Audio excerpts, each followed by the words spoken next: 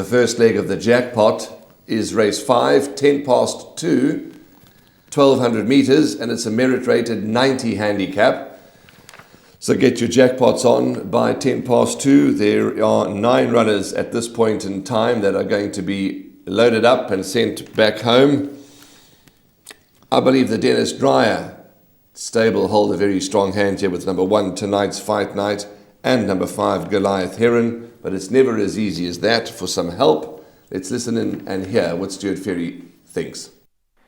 Tonight's Fight Night ran a good race last time. Obviously up a bit of class here, but it's got a nice draw.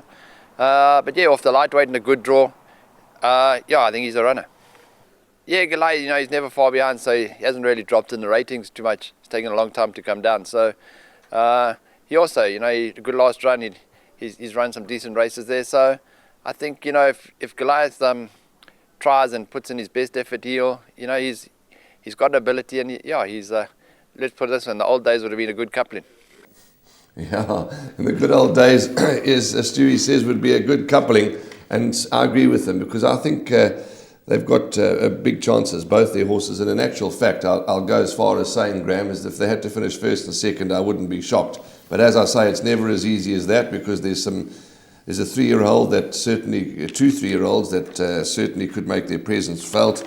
And Letaba's got to be respected, never too far off the action. For me, a horse like Desolate Road, number 4, although he hasn't won for 536 days, could be the value for the quartets. He's dropped from 101 to an 82. He's got to have a chance. But before I hand over to you, lightweight, good draw, number 1, Tonight's Fight Night, 7 starts on the poly for 2 wins and 2 places. I'm in his camp. Lots to like about both of Dennis Dreyer's runners. Tonight's Fight Night has won both his races on the polytrack. Goliath Heron has recorded 2 of his 3 victories on the polytrack, so they're both well suited to the polytrack. Tonight's Fight Night is the early favourite at 22-10.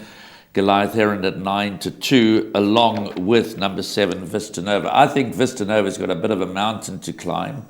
Talking about Desolate Road, we were expecting a much better run last time. We gave him a lot of airtime when he raced on the 5th of April. We were expecting a good run from Desolate Road.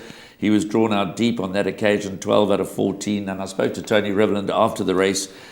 He felt that perhaps 1,400 metres is too far, that he's probably better over 1,200 metres, but he needs to start finding his feet now. But he is dropping in the ratings, so it wouldn't be surprised for me to see number 4, Desolate Road, run into the money.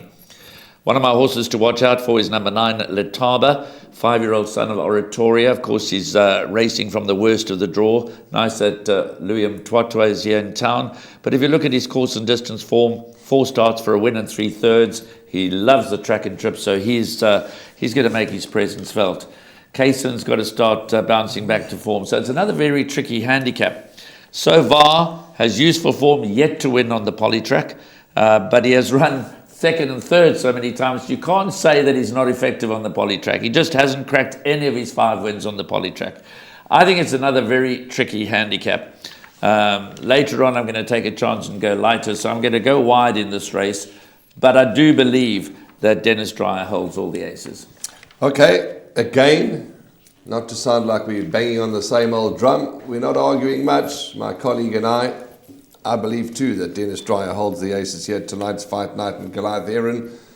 But I'd suggest, as Graham does, agree with him again. Include a few more in your exotics, because it's a 90 handicap and there are quite a few with chances. But let's see how it unfolds. That's race number 5, the 90 handicap over 1,200 metres at 10 past 2. We'll be back in a moment with the preview of race 6.